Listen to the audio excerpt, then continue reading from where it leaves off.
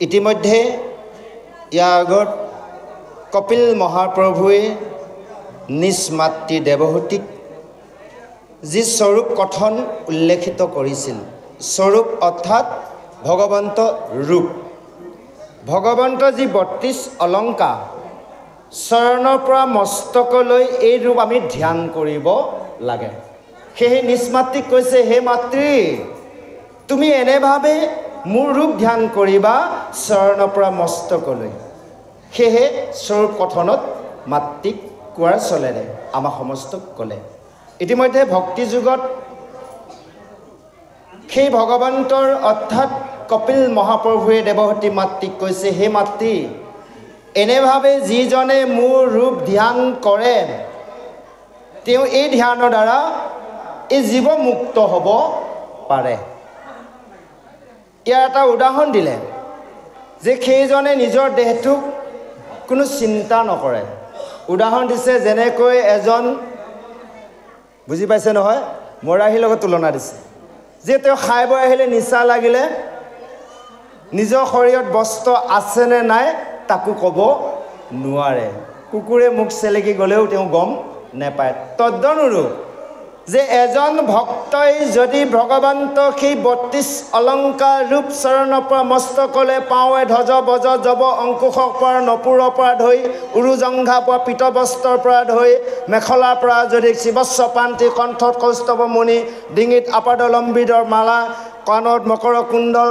নাকৰ তিল ফুলৰ দৰে এনেভাৱে কিৰীতি কুণ্ডলৰ পৰা মৰু পাখিলৈ যদি ৩২ অলংকাৰ ধ্যান কৰে সেইজনে কিন্তু নিজৰ শৰীৰটোক পাহৰি যায় অৰ্থাৎ কাৰ ধৰ্ম পালন কৰে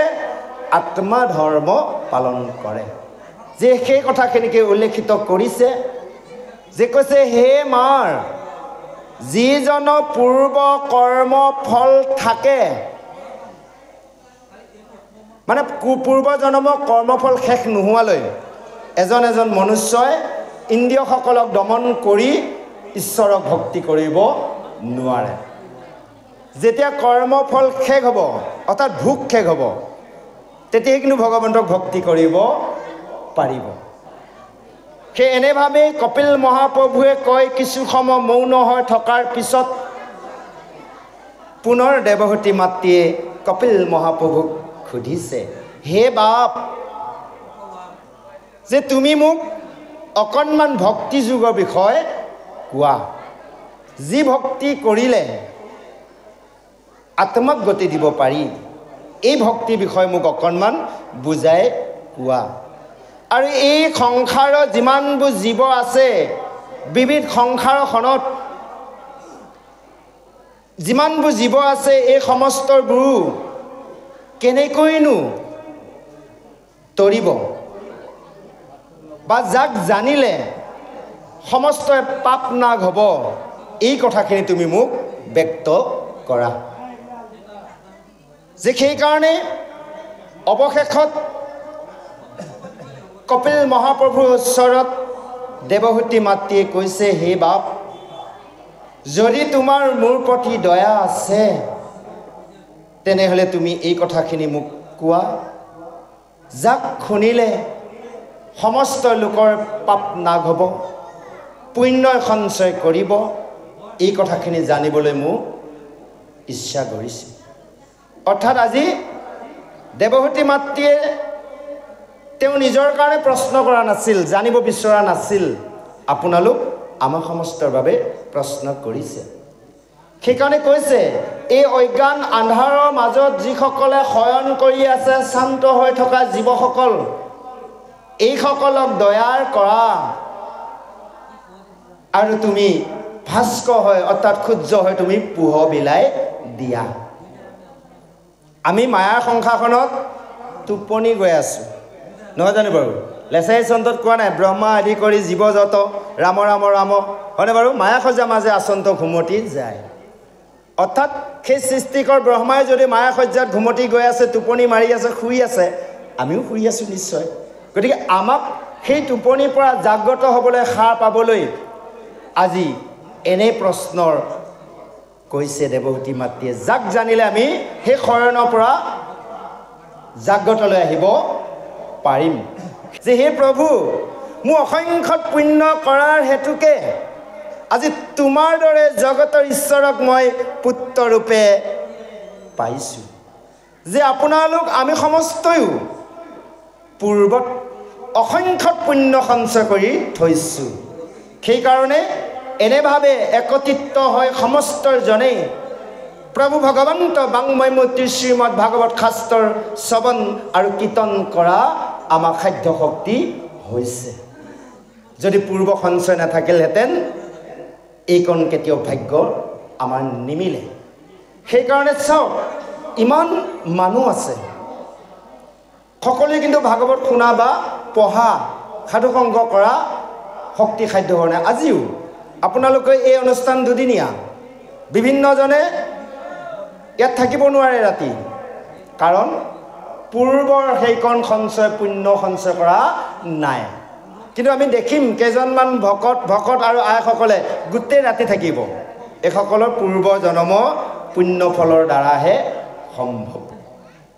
যে সেই গুৰু সমস্ত আই মাতৃ সমস্তৰ আজি দেৱহূতি মাতৃয়ে কৈছে, পূৰ্ব কত পুণ্য ফলতহে আজি তোমাৰ দৰে জগতৰ ঈশ্বৰক মই পুত্ৰৰূপে লাভ কৰিব পাৰিলোঁ। আহক ইয়াৰ পিছত এই কথাখিনি মৈত্ৰেয় মুনিয়ে বিদুৰক কৈছে। সেই দেৱহূতি আৰু কপিল মহাপ্ৰভুৰ কথোপকথন সুন্দৰভাৱে ছবিচন্দত আগবাঢ়িছে। আহক আমি প্ৰভুজনৰ কণ্ঠে শ্ৰৱণ কৰোঁ। জয় কৃষ্ণ।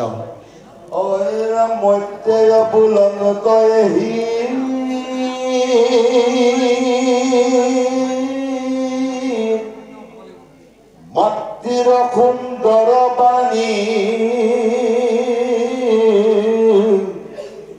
শুনি প্ৰভু কপিলৰ ঈশ্বৰ কৃপায়ে পীড়িত হোৱা মাতিলন্ত্ৰ প্ৰশংসিয়া কুশলক চিন্তিয়া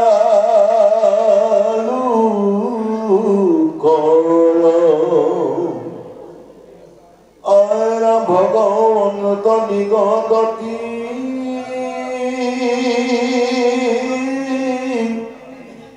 ধন্য ধন্য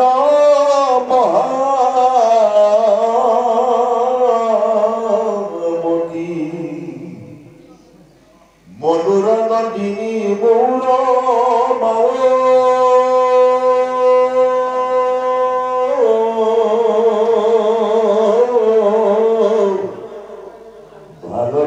ভৈৰৱতী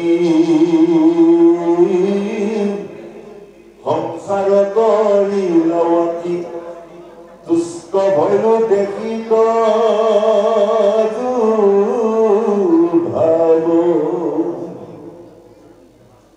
অয়া শুনি ভাবি প্ৰশ্নৰ উত্তৰ কহু ভক্তিপূৰ্ণ বহুবিধ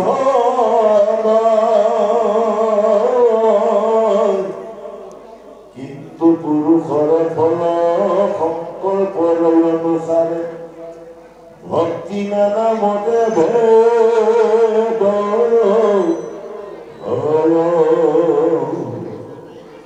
অইৰাপৰ কমাৰিবে পতি মনত সংকল্প কৰে দণ্ড বা মৎসৰ ৰাতি এই মতে ভক্তিমুত কৰিলে কাম সহৰ ক্ৰোধ ভেদ তিনিতে বিষয় কৰি আশা যশ বা ঐশ্বৰ্য চাবে প্ৰতিমাত মোহ কপূজয় তিনিও প্ৰকাৰ ইটো ৰাজস ভকতি মাত্ৰ তজু আগে কহিলো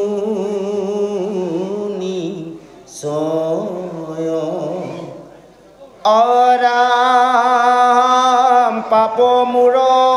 শোকনাশ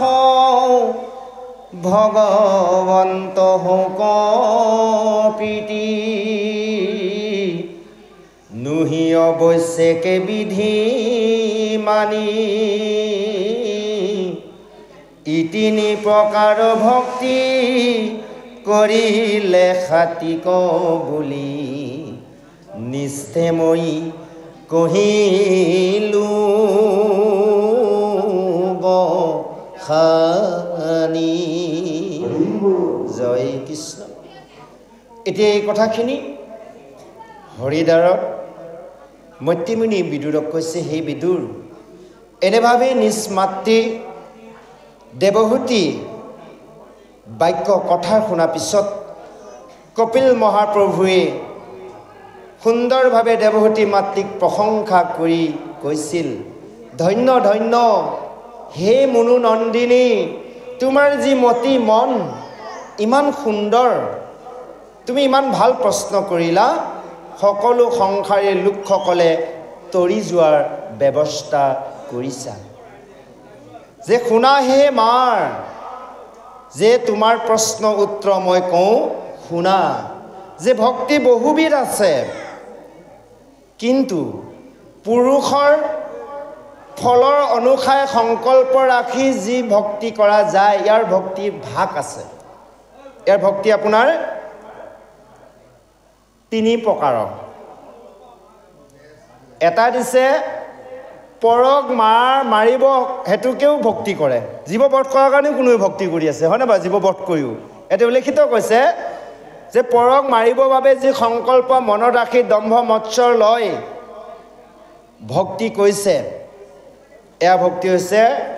তামসিক ভক্তি। 3 প্ৰকাৰৰ, তামসিক, ৰাজসিক আৰু সাত্বিক। ইয়াতে উল্লেখিত কৰিবগৈ পিছলৈ, যে কৈছে পৰক মাৰিবৰ বাবে যি সংকল্প কৰা যায় দম্ভ মৎসৰ দ্বাৰাৰ, ইয়াৰ ভক্তি তামক ভক্তি। আৰু বিষয় আশা কৰি ঐশ্বৰ্য বিভূতিৰ বাবে প্ৰতিমা পূজা, অৰ্থত বুজিছে আপোনালোকে। ইয়াৰ আগত কিছু প্ৰসংগ আহিছিল আমাৰ ৰঞ্জিত নাথ প্ৰভুজনে বহি থাকোঁতে, আমাৰ এজন মানে প্ৰভুৱে সুধিছিলে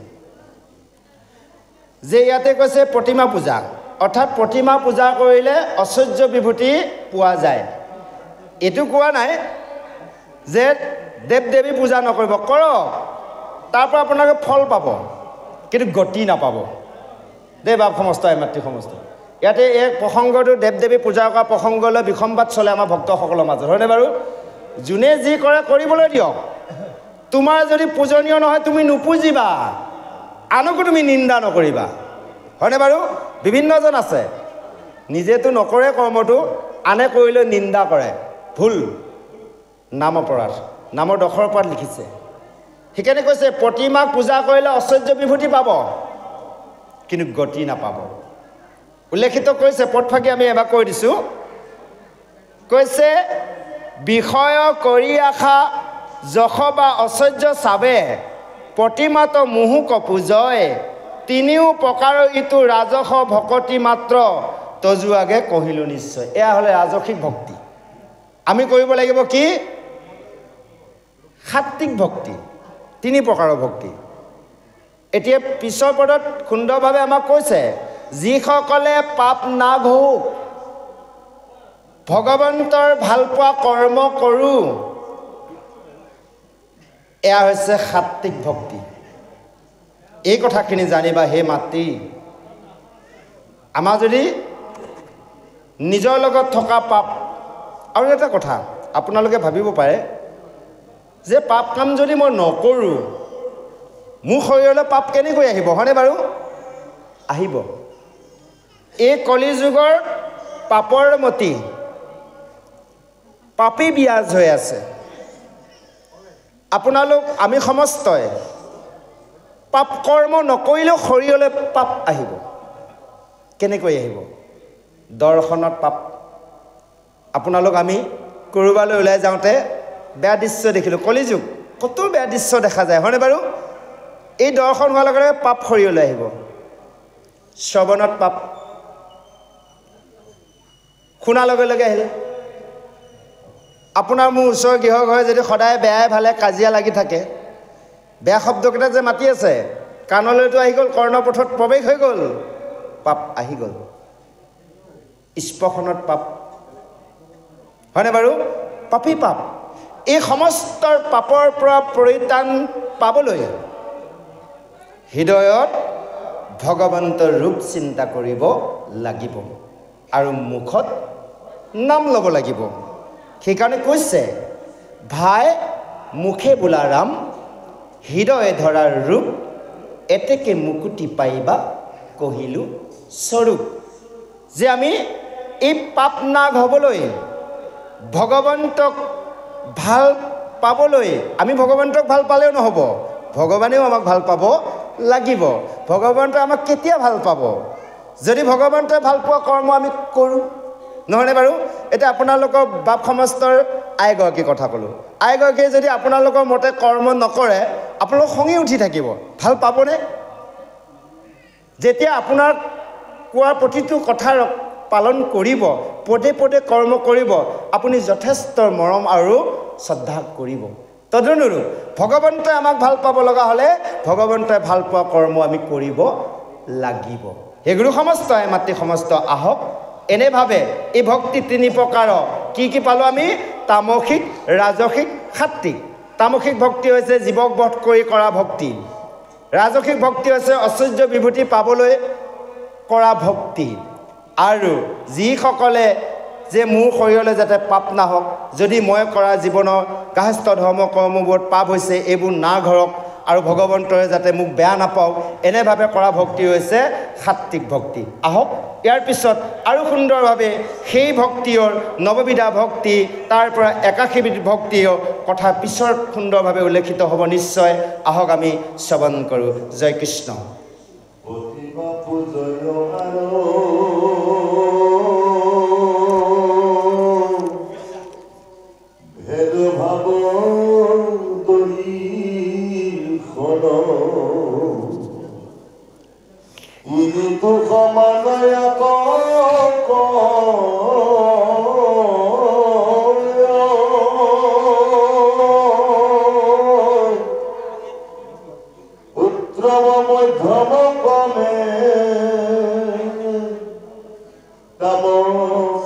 ভক্তি মাঝে তিনি তিনি মতে ভেদ একো বুদ্ধি নব নব প্ৰকাৰে হুই আছে ভেদ, কাক বুজি বাহাদিয়া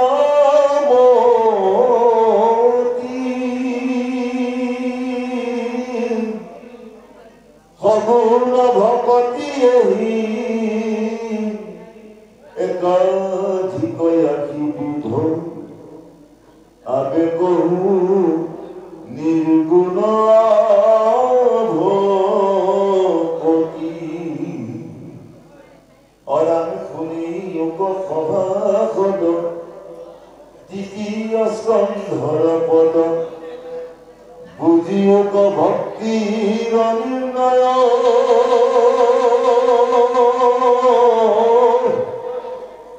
সগুণ ভকতি যত পৰিতাঙ্ক পৰিহাৰ, নিৰ্গুণক কৰি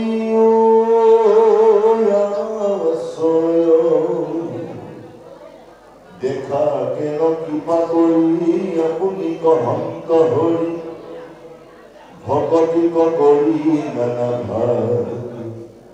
এতেকে গুণ ভক্তি ধৰি উপদিহ কৰি, তেবে ঈশ্বৰক পাইব লাগো। ৰাম নমো নমো দীন বন্ধু,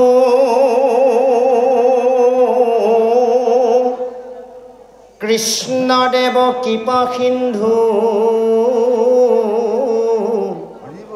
তজু পাৱে পখিলো শৰণ,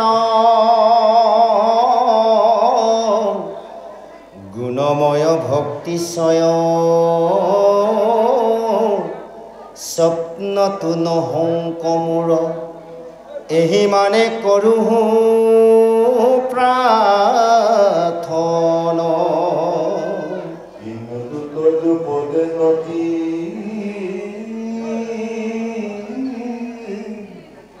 একান্ত সপে মৰকি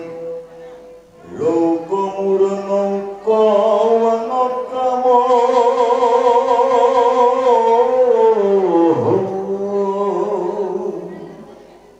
সমজাৰ জপ জন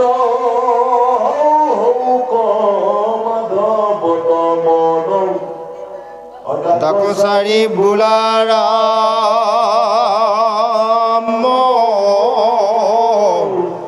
ৰাম ৰাম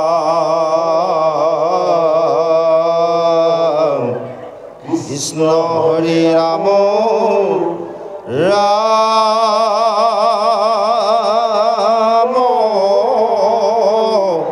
ৰাম ৰাম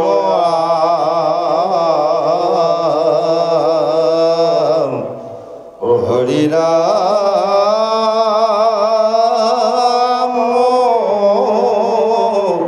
ৰাম ৰাম জয় কৃষ্ণ। হে গুৰু সমস্ত মাতৃ সমস্ত এনেভাৱে আজি সেই তিনি প্ৰকাৰৰ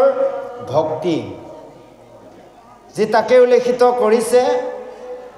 প্ৰতিমাৰ পূজা কৰি ভেদভাৱ দৰ্শন কৰি যি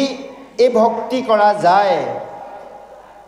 এয়া কৈছে তিনি প্ৰকাৰৰ ভক্তিও তাৰে প্ৰতিটো ভক্তিৰ মানে তিনিটাকে গুণ উল্লেখিত কৰিছে যে তিনিটাৰ ভাগত ভাগ কৰিছে সেই হ'ল সাত্বিক ৰাজসিক তামসিকৰ ভক্তিৰ মধ্যত তিনি গুণ নৱবিধা ভক্তি কৰি দিয়ে এনেভাৱে সগুণ ভক্তি আকৌ সেই নৱবিধা ভক্তিক আকৌ নৰেদি পূৰণ কৰি ন প্ৰকাৰৰ এবিধত ৮১ বিধ ভক্তি যে সগুণ ভক্তি ৮১ বিধ ভক্তি সগুণ ভক্তি কাক কৈছে যে ঈশ্বৰৰ ভগৱন্তৰ ওচৰত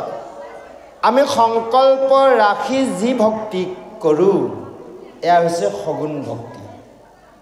আমাৰ বহুতে ভাবে এই মাহ প্ৰসাদ দিয়া নাই যেতিয়া ঈশ্বৰক নিবেদন কৰি এয়া নিষ্কাম ভক্তি বুলি ভাবে আচলতে নহয়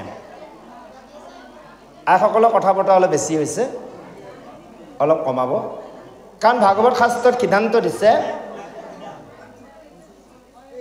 অকণমান আমি ভাগৱতৰ অকণমান আগলৈকে যাব লগা হ'ল কাৰণ আমি বহু সময়ৰ পৰা লক্ষ্য কৰি আছোঁ ইয়াত কিছু সমস্যা হয় আপোনালোকেও হ'ব আমাৰো হ'ব যেতিয়াৰ শশাগৰা পৃথিৱীৰ ৰজা আছিল পৰীক্ষিত সেই সময়ত কলিযুগ আৰম্ভ হৈছিল কৃষ্ণই বৈকুণ্ঠ যোৱা সময়ত সেই কলিযুগত আৰম্ভ কলি ৰাজত্বলৈ অহাৰ লগে লগে সেই শশাগৰা পৃথিৱী পৰিভ্ৰমণ কৰোঁতে পৰীক্ষিতে দেখিছিল বিসৰ্ভৰূপী ধৰ্মক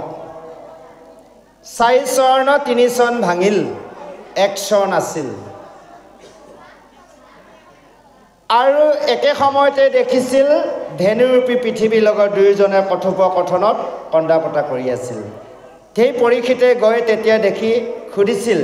যে তোমালোক কোন আৰু সেই বিষয়ক কৈছিল তোমাৰ এই অৱস্থা কিয় হ'ল তেতিয়া সেই বিষয়ে কৈছিল যে কলিয়ে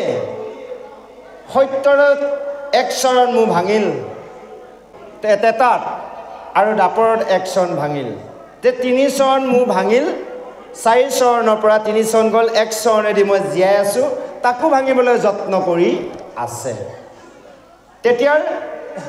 সেই পৰীক্ষিতে কৈছিল যে সেই কলিক মই এই খান্দাই কাটি তেওঁক বধ কৰিম এতিয়া কলিকটো চিনি নাপায় লগে লগে সেই কলিক বিচৰা আৰম্ভ কৰি দিল কলিয়ে গম পাই গ'ল পৰীক্ষিত মহাৰাজ মহাপৰাক্ৰমী এওঁতো মোক বধ কৰিবই গতিকে মই কি কৰোঁ এওঁৰ ওচৰত আত্মসমৰ্পণ কৰোঁ আমাৰ মানুহে কয় নহয় বোলে চিধ হৈ পৰিলে বঙালেও নেকাটে বুলি কয় নহয় জানো বাৰু লগে লগে কলিয়ে সেই পৰীক্ষিতৰ ওচৰত আত্মসমৰ্পণ কৰিলে যেতিয়া আত্মসমৰ্পণ কৰিলে তে কলিয়ে কৈছিল হে মহাৰাজ তুমি যে কলিক বিচৰা আৰম্ভ কৰিলা তুমি কলিক চিনি পোৱা নাই বোলে মই নাপাওঁ মোৰ অনুচৰসকলে তেওঁক ধৰি লৈ আহিব বোলে তেওঁক ধৰি লৈ আহিলে কি কৰিবা বোলে মই তেওঁক বধ কৰিম বোলে মহাৰাজ মোৰ ভুল হৈ গ'ল সেই কলি মই মোক ক্ষমা কৰি দিয়া তেতিয়া পৰীক্ষিতে কৈছিল যে তোমাক ক্ষমা কৰা নহ'ব লগে লগে খান্দা তুলি লোৱাৰ লগে লগে তেতিয়া কৈছিল হে মহাৰাজ তুমি মোক মাৰা কাটা যি কৰা কৰিবা মোৰ এটি গুহাৰি আছে তোমাক ক'বলৈ যে এই ভাগে মোক ক'বলৈ দিয়া বোলে ঠিক আছে কোৱা দেৰি নকৰিবা তেতিয়া কৈছিল হে মহাৰাজ মোৰ গাত এনে এটি মহান গুণ আছে যে কলি যুগৰ লোকসকলক গতি দিয়া এটা ব্যৱস্থা আছে বোলে কেনেকৈ বোলে কলি যুগৰ লোকসকলে মোৰ ভয়ত নাম ল'ব তেতিয়া গতি পাব ঠিক আছে তোমাক বধ নকৰোঁ তুমি যোৱা মোৰ ৰাজ্যৰ পৰা গুচি যোৱা তেতিয়া কৈছিল যে মহাৰাজ সখা গৰা পৃথিৱী তোমাৰ জলৈকে নাযাওঁ তোমাৰ অনুচৰসকলে মোক পাবই গতিকে কোনখন দেশত কোনখন ৰাজ্যত কোনখন গাঁৱত কোনখন গৃহত ভাল আৰু বেয়া মানুহ নাই সকলোতে আছে দেই প্ৰভুসকল আই মাতৃসকল আপোনালোকে দেশৰ ৰাজ্যৰ জিলাৰ আৰু ইফালে গাঁৱৰ কথা বাদ দিয়ক এখন ঘৰতে দুজন ককাই ভাই এজনৰ লগত ভাল গুণ আছে এজনৰ লগত বেয়া গুণ আছে কিন্তু এয়া কলি বাক্য তেতিয়াৰ বহুত কাকতি মিনতি কৰাৰ পিছত কলিক কৈছিল ঠিক আছে তুমি কলিয়ে কৈছিল যে মহাৰাজ মোক অকণমান ঠাই দিয়া তেতিয়াৰ কলিক অকণমান ঠাই দিছিল প্ৰথমে কি বুলি কৈছে ভাগৱতৰ প্ৰথম স্কন্ধত দিয়া আছে নিপতি বুলন্ত কলি টুকু দিলো স্থান জয়িত খেলে যোৱা পাখা কৰে মৈদ্ৰ পান দুটা জাগাত প্ৰথমে দি দিলে পৰীক্ষিতেও কম নহয় পৰীক্ষিতে জানে এজন ভকতে এই কামটো নকৰে আৰু এজন ভকতে এই কামটোও নকৰে গতিকে সেই স্থানত কলিক দি দিলে তেতিয়া কলিয়ে কৈছিল মহাৰাজ মোৰ পৰিয়ালটি বৰ ডাঙৰ পাৰিলে আৰু অকণমান যদি দিয়া নহয় জানো বাৰু ভাল হয় তেতিয়া অৱশেষত তেওঁ সোণত দিলে সীমাত দিলে গম পাইছেনে আমাৰ গাহেষ্টৰ পঞ্চসোণা মহাপাপতো কলি আছে গাহেষ্ট ধৰ্মৰ গৃহখনত কলি আছে কিন্তু যদি আমি নিয়ম নীতি গাহেষ্ট ধৰ্ম নকৰোঁ কলিয়ে পাবই যা হওক তেতিয়া কৈছিল যে হে কলি য'ত মোৰ প্ৰভুৰ নাম চলিব তাত তুমি প্ৰৱেশ কৰিব নোৱাৰিবা তুমি শপত খোৱা শপত খুৱাইছিল খৈত তিনি খৈত খুৱাইছিল তালৈ গ'লে তুমি ভস্ম হৈ যাবা যা হওক পৰীক্ষিতে এনেভাৱে তেওঁক স্থান দিলে দি লৈ আমি সেই কলি সীমাবোৰ কথালৈ যোৱা নাই আৰু ক'লে প্ৰভু অকণমান দীঘল হ'ব কথাখিনিৰ কাৰণে আনিছোঁ মূল কথালৈ আহিবৰ কাৰণে তেতিয়া লগে লগে পৰীক্ষিতে চিংগী মুনিক অভিশাপত পৰিল যি মুনিক পিন্ধাব লাগিছিল ফুলৰ মালা সেই মুনিক পিন্ধালে মৰা সাপৰ মালা সেই সাপে সাপ হৈ গ'ল গতিকে 7 দিনত তেওঁক তক্ষকে দংশন কৰিব অৱশেষত কেনে ব্যৱস্থাৰে তৰিম এই ব্যৱস্থা কৰোঁতে খুব গুৰুদেৱে আহি গংগা তীৰত ভাগৱত শুনালে আচ্ছা তেতিয়াৰ পৰা আমি ভাগৱত পালোঁ তাৰপিছৰ পৰা ভাগৱত আৰম্ভ হ'ল পৰীক্ষিতে গতি সাধন কৰি গুচি গ'ল এবাৰ এটা জেগাত ভাগৱত হৈ আছে আজিও ইয়াত কোন কোন আছে আপোনালোকে গম পাব যেতিয়া ভাগৱত হৈ আছে তেতিয়াৰ তাত নাৰদ উপস্থিত হ'ল নাৰদে গ'ল ভগৱন্তৰ প্ৰভুক দৰ্শন কৰিবলৈ কাৰণ কি কৈছে কৃষ্ণৰ চৰিত নিৰ্মল চৰিত্ৰ কথাৰ হোৱে জড়িত প্ৰকাশ গংগা আদি কৰি যত তীৰ্থ আছে তৈতেখে কৰে নিৰ্বাস আজি পৃথিৱী যিমান তীৰ্থ আছে সমস্ত তীৰ্থ আপোনালোকৰ নামঘৰত আজি উপস্থিত হৈ আছে স্বয়ং প্ৰভুৱে আসনত বিৰাজ হৈ আছে আৰু ইয়াত পাৰিষদসমূহ আছে যা হওক তে নাৰদে গৈ দেখিলে আপোনালোকৰ গেটত যে কলপুলি দুটা দিছে বাওঁফালৰ কলপুলিত কলি বহি আছে লগে লগে কলিক দেখাৰ লগে দেৱকী নাৰদে ক'লে হেৰ কলি তুমি ইয়াত কি কৰি আছা বোলে মই ইয়াত বহি আছোঁ বোলে তোমাকতো পৰীক্ষিত মহাৰাজে ভকতৰ ওচৰলৈ ভাগৱতৰ অনুষ্ঠানলৈ যাবলৈ মানা কৰিছিল বোলে সেইকাৰণে মই ভিতৰলৈ যোৱা নাই তুমি বাহিৰত থাকি কি কৰিবা কৈছিল যিসকল ভকতানীয়ে যুৱক যুৱতীয়ে নামঘৰৰ ভিতৰত ভাগৱতৰ সাধু সংগত থাকি গাইম কথাত ব্যস্ত হৈ থাকিব পৰ নিন্দা তিৰস্কাৰত থাকিব ভকতক ওখ চাপৰ দেখিব সেইসকলক মই ধৰিম নাৰদে বঢ়িয়াকৈ হাঁহি মাৰি কৈছিলে হেৰৌ কলি তুমি ভিতৰলৈ যাব নোৱাৰা কেনেকৈ ধৰিবা হেয়া দেৱকী নাৰদ কেনেকৈ ধৰিম জানা যেতিয়া নামঘৰৰ পৰা ওলাই গৃহলৈ গুচি যাব তেওঁ মই হৃদয়ত বিৰাজ হৈ যাম বোলে তুমি হৃদয়ত বিৰাজ হৈ কি কৰিবা কি কৰিম নাজানা তুমি বোলে নাজানো এই ঘৰত গৈ ঘৈণীয়েকৰ লগত কাজিয়া লগাই দিম বুলি কৈছে কলি নালাগে নহ'লে বাটত কাৰোবাৰ লগত কাজিয়া লগাব নহ'লে ওচৰৰ ঘৰৰ লগত কাজিয়া লগাব আপোনালোকে প্ৰমাণ পাব যিজন ভকত ভকতানী ইয়াত একনিষ্ঠভাৱে একান্তভাৱে ভাগৱত বা সাধু সংগত নাথাকে তেওঁ কাৰোবাৰ লগত যায় অকণমান হ'লেও বাট বিতৰ্ক ঘটিবই আমি কোৱা নাই শাস্ত্ৰই কৈ আছে যা হওক তেতিয়া সেইকাৰণে উল্লেখিত কৰিছে যে নামৰ কীৰ্তন কৰন্তে আনে আন মন কৰি নুশুনে কাণে অধুক যাইবে হৈবে কলা কাণত বাইবে তপত খলা কোনে দিব তপত খলা সেই জমদূতে দিব এয়া হ'লে শুনোতাসকল আৰু যদি আপোনালোকে নুশুনে আমি ইয়াৰ পৰা চিঞৰি চিঞৰি কৈ আছোঁ আমিও বিপদত পৰিম নাহিকে শ্ৰদ্ধা নপাতয়ে কাণ তাকো যদি দে নামক দান সিও নাম মহা অপৰাধী তাকো কি পায় নামকে বাধি চাওকচোন বাৰু আপোনালোকে আমাক নিমন্ত্ৰণ ভাগ দিলে আহিলোঁ ইয়াত আহি ইয়াতেতো টোপনি ক্ষতি কৰি ঈশ্বৰৰ কথা কয় যদি নাম অপৰাধত পৰোঁ হয়নে বাৰু সেইকাৰণে আপোনালোকেও বাচক আমাকো বাচাওক যিকণ সময় নামঘৰত থাকি সাধুসংগ কৰি কৃষ্ণ কথা শ্ৰৱণ কৰিব একান্তভাৱে কৰিব আৰু যদি কোনোজন ভকতানী অকণমান অসুবিধা লাগে বাহিৰত গৈ এপাক ঘূৰি আহিব যা হওক তথাপিতো ওচৰত থকাজনক অসুবিধা নকৰিব ইতিমধ্যে ইমান সুন্দৰভাৱে আজি এই 24 চন্দ্ৰত ভক্তি যুগৰ শেষত উল্লেখিত কৰিছে এনেভাৱে সগুণ ভক্তি একাশীবিধ ভক্তি যে হে মাৰ তোমাক মই এই ভক্তি বিষয় কম এইখিনিতে আজি গোপাল চৰণ দি যে কবিজনাই আমাৰ সভাসদলৈ এটি উপদেশ আগবঢ়াইছে এই যে অধ্যায়টোৰ ভিতৰত যিখিনি মূল কথা উপদেশত কিন্তু দি থৈ দিছে আমি সেইকাৰণে বাকী অধ্যায়টোত যদি শ্ৰৱণ কৰোঁতে অকণমান খেলি মেলিকৈ গ'ল উপদেশখন কিন্তু আমি খুব গুৰুত্ব সহকাৰে শ্ৰৱণ কৰিব লাগিব সেয়ে কৈছে যে হে সভাসদৰ লোক সমস্ত তৃতীয় স্কন্ধ যি পদ ইয়াৰ ভক্তি নিৰ্ণয় উল্লেখিত কৰা আছে আপোনালোকে বুজি পাইছে ভাগৱত হৈছে ভগৱন্ত বাংময় মূৰ্তি অৰ্থাৎ শৰীৰটো এটা যে পদ বুলি কৈছে ভাগৱত পদ শব্দ অৰ্থ হৈছে চৰণ যে সেই আমি ভগৱন্ত চৰণত সদায় নতগত হ'ব লাগিব সেইকাৰণে কৈছে দেখা কৃপাময় সেইজন হৰিয়ে আজি ভক্তি নানা ভাগত বিভক্ত কৰি আজি নিষ্মাতৃ দেৱহূতিক জ্ঞান দিয়াৰ চলে আমাৰ সমস্তক দিছে সেইকাৰণে এই যে সগুণ ভক্তি এৰি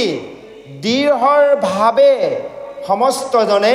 নিগুণ ভক্তি কৰিব লাগিব কাৰণ আমি যদি আত্মাক গতি দিব বিচাৰিছোঁ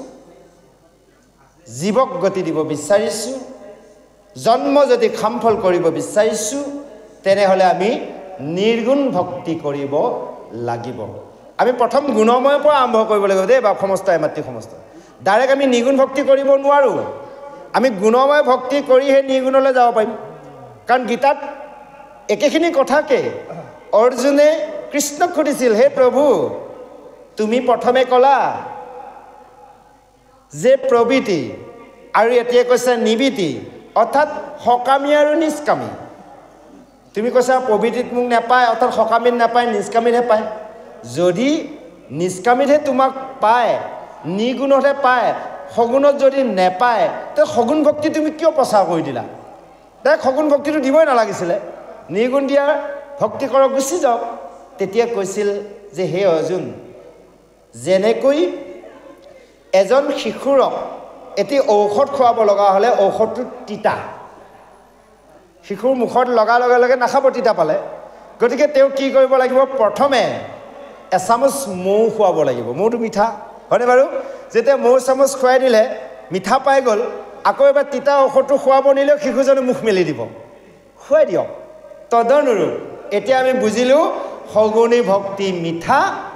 আৰু নিগুণ ভক্তি তিতা ডাইৰেক্ট আপোনালোক আমি সমস্ত নিগুণ ভক্তি কৰিব নোৱাৰোঁ। আমি সগুণ ভক্তিৰ পৰা আৰম্ভ কৰিব লাগিব। সেইকাৰণে সগুণ ভক্তি কৰিবৰ বাবে আমাক সাকাৰ ৰূপত তিনিজনক ভগৱন্তই তিনিটা ৰূপত ৰূপ ধাৰণ কৰিছে, ব্ৰহ্মা বিষ্ণু মহেশ্বৰ। এয়া হ'লে সাকাৰ ৰূপ। যে এই সাকাৰৰ পৰা আমি আৰম্ভ কৰি এদিন নিগুণজনক ভজিব লাগিব, তেহে আমি জীৱগতি দিব পাৰিম। আজি গোপাল চৰণ দিজে নিজে এনেভাৱে ভগৱন্তৰ চৰণত শৰণাপন্ন হৈ কৈছে, হে প্ৰভু, এই যি গুণময় ভক্তি যাতে মই সপোনতো দেখা নেপাওঁ, এইখিনিয়ে মই তোমাৰ ওচৰত প্ৰাৰ্থনা কৰিছোঁ যে হে প্ৰভু, তোমাৰ চৰণত মই মিনতি কৰিছোঁ একান্তৰভাৱে যাতে সপ্ৰেম ভক্তি তোমাৰ চৰণত ৰয় আৰু সমজা সকলো জনকেও এনেভাৱে মাধৱক মন প্ৰাণ অৰ্পণ কৰি উচ্চ স্বৰে ৰাম নাম ডাকিবলৈ গোপাল চৰণে কৈ নিজেও আজি ৰাম নাম ডাকিছে। হে গুৰু সমস্ত আই মাতৃ সমস্ত আহক। ইয়াৰ পিছত সেই ৮১বিধ ভক্তি অৰ্থাৎ সগুণ আৰু নিৰ্গুণ ভক্তি ওপৰত পদচন্দত আজি কপিল মহাপ্ৰভুৱে নিষ্মাত্তিক কোৱাৰ চলেৰে আমাৰ সমস্তক সুন্দৰভাৱে বুজাই দিবলৈ আগবাঢ়িছে। আহক আমি প্ৰভুজনৰ কণ্ঠে শ্ৰৱণ কৰোঁ। জয় কৃষ্ণ।